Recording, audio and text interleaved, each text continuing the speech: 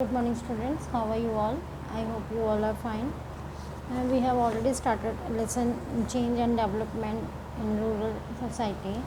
So we are going to continue this lesson. We are going to read about the impact of land reforms. जो land reforms हुए थे हमने पिछले उसमें land reforms के बारे में पढ़ा था, ठीक है, अग्रेरियन स्ट्रक्चर के बारे में पढ़ा था. तो आज हम उनके इम्पैक्ट पढ़ेंगे कि जब लैंड रिफॉर्म्स हुए तो उनसे क्या इम्पैक्ट हुए. So we are going to start about the colonial period. सबसे पहले हम कॉलोनियल पीरियड के बारे में पढ़ेंगे. There are historical reasons why each region of India came to be dominated by just one और टू मेजर ग्रुप्स. हमने देखा है कि कभी मुग़ल जो लोग हैं, मुग़लों का जो रूल हो गया यहाँ पे, फिर अंग्रेज़ों का रूल हो गया. एक मुट्ठी भर लोगों ने हमारी इतनी बड़ी कंट्री के ऊपर रूल किया. इसके तो बहुत सारे रीज़न हैं, but it is important to realize that this agrarian structure has changed enormously over time from the pre-colonial to the colonial and after independent. colonial period से पहले यानी अंग्रेज़ों के आने से पहले, जब अंग्रेज़ों ने यहाँ पे बस्तियाँ बनाई थी उनसे पहले, ठीक है, फिर वहाँ से लेके colonial period तक काफ़ी चेंज आया agrarian स्ट्रक्चर में. और उसके बाद जब इंडिपेंडेंस हुई उसके बाद फिर काफ़ी ज़्यादा चेंजेस आई, ठीक है.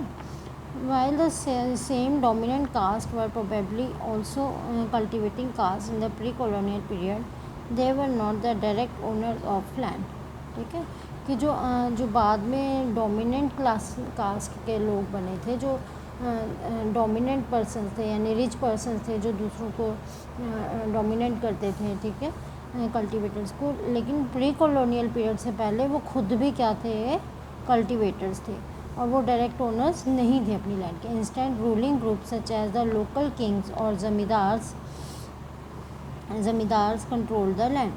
ठीक है, पुराने टाइम में क्या था, लोकल किंग्स और ज़मींदार जो होते थे वो पूरी लैंड के ऊपर रूल करते थे. ठीक है. The peasants or cultivators who worked the land had to hand over a substantial portion of the produce to these local zamindars. Produce to them. तो क्या करना पड़ता था, जो कल्टीवेटर्स होते थे, जिनकी लैंड भी होती थी, उनको क्या करना पड़ता था, अपनी जो भी प्रोडक्शन होती थी, वीट वगैरह या कोई भी चीज़ उन्होंने उगाया है, जितनी भी प्रोडक्शन होती थी उसका एक बड़ा हिस्सा उनको क्या करना पड़ता था, इन सभी को देना पड़ता था, किंग्स को या ज़मींदारों को. ठीक है. When the British colonized India in many areas, they ruled through these local ज़मींदार. शुरू में जो ब्रिटिश पीपल थे उन्होंने इन्हीं लोकल ज़मींदार के थ्रू रूल किया सारी जगह पे. They also granted property rights to the zamindars.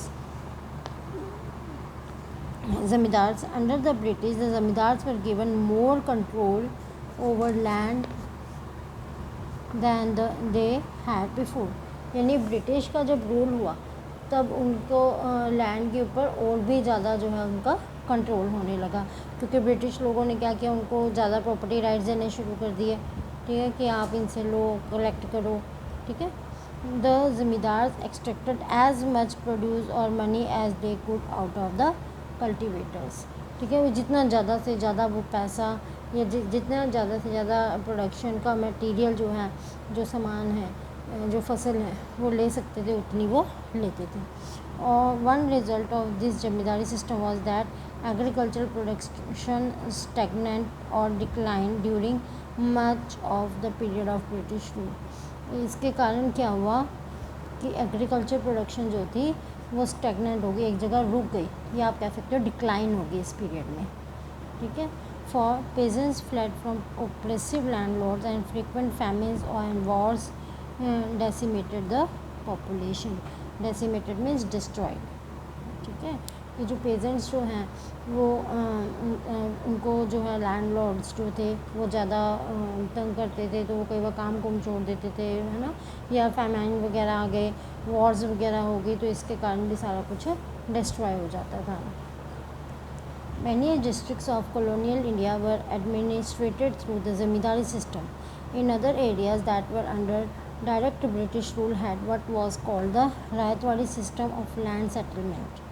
ठीक है.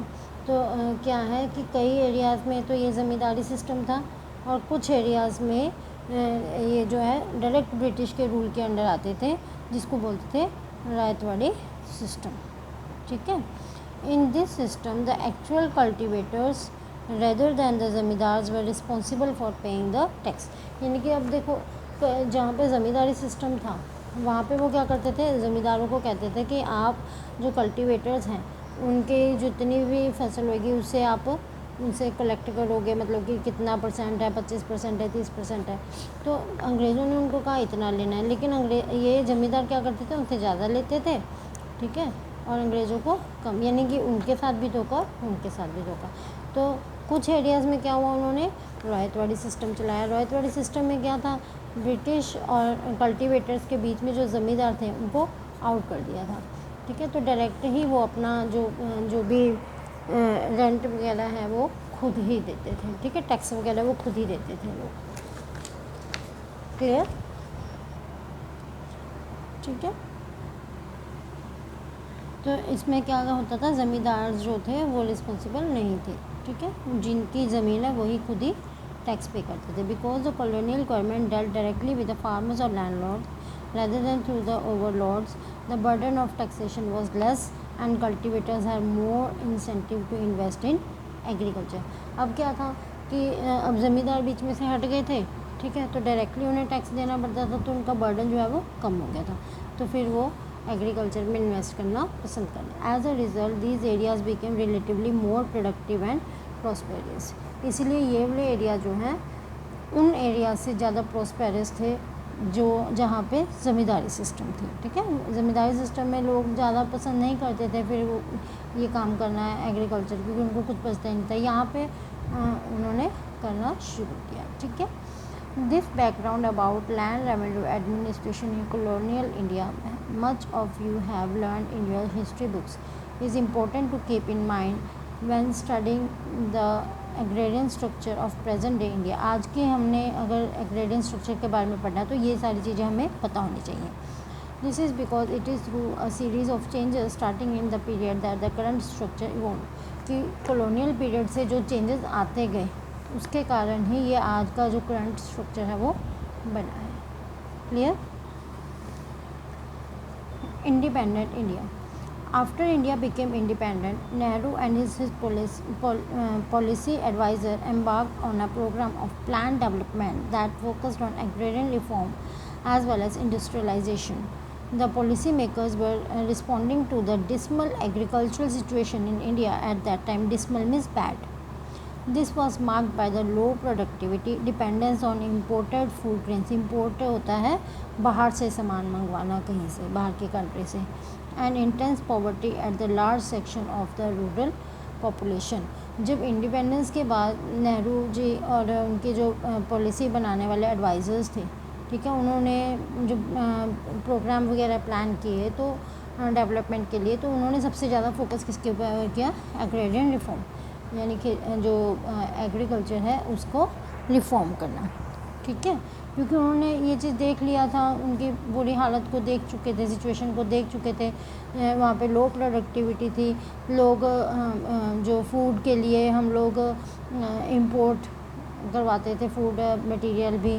ठीक है। और बहुत ज़्यादा पॉवर्टी थी जो किसान लोगों में। ठीक है। एग्रेरियन जो एग्रीकल्चर से रिलेटेड थे लोग वो बहुत ज़्यादा पुअर थे। They felt that a major reform in the agrarian structure and especially in the land holding system and the distribution of land was necessary if agriculture were to progress। उनका क्या मानना था कि अगर हमने एग्रीकल्चर को process मतलब कि तरक्की करवानी है तो इसके लिए एक तो हमें काफ़ी सारे स्ट्रक्चर में चेंजेस करने पड़ेंगे। ठीक है। इसके लैंड होल्डिंग सिस्टम में चेंजेस करने पड़ेंगे।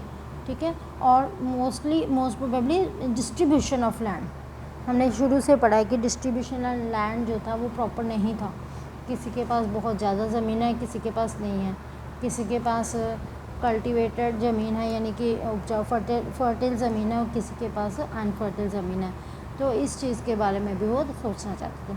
From the 1950s to the 70s a series of land reform laws were passed at the national level as well as in the states that were intended to bring about these changes।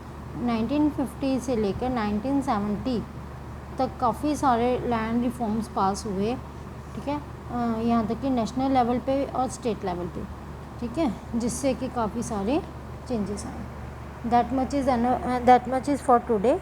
We will continue in the another video what are the changes, ठीक है, जो कौन कौन से laws बनाए गए थे और उनसे क्या क्या चेंजेस आए वो हम अपने नेक्स्ट वीडियो में पढ़ेंगे। Bye students.